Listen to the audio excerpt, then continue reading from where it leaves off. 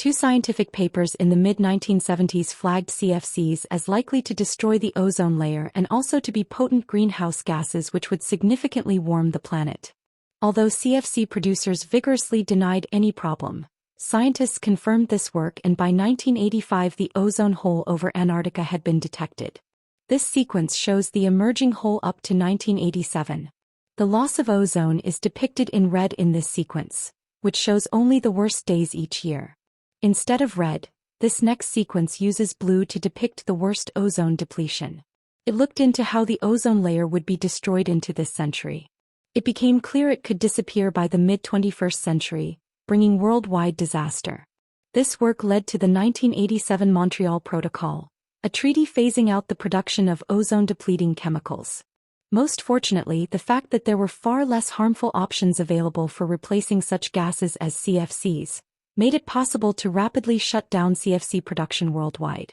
So this story is more complete. I want to point out that scientists identified about 100 other such man-made gases which were concerning.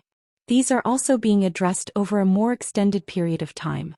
Since CFCs take years to reach the ozone layer, there was still plenty slowly going up even after production was halted. So the ozone hole continued to suffer losses until 1994, when it averaged a mere 30% of its pre-1980 level. Since 1995, the ozone hole has been slowly self-healing, as new ozone continues to be slowly generated, as we saw in Nugget 15. This healing has been slowed by old equipment continuing to leak, even after replacement, and by rogue companies not yet discovered and shut down. For instance, in 2018 scientists hypothesized that less than expected ozone recovery was due to illegal emissions from East Asia. A New York Times investigation later found that these emissions were likely from factories in eastern China making foam insulation. The Chinese government quickly cracked down on these emissions, and the emissions have disappeared.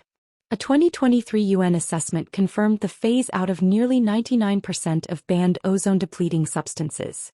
The Montreal Protocol has thus succeeded in safeguarding the ozone layer, leading to notable recovery of the ozone layer in the upper stratosphere and decreased human exposure to harmful ultraviolet rays from the sun.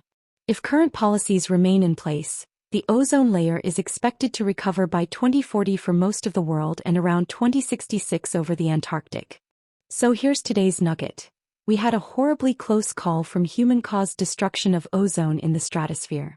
Because of the clear science, the urgency, and the available alternatives, the world's governments were able, this time, to fix this.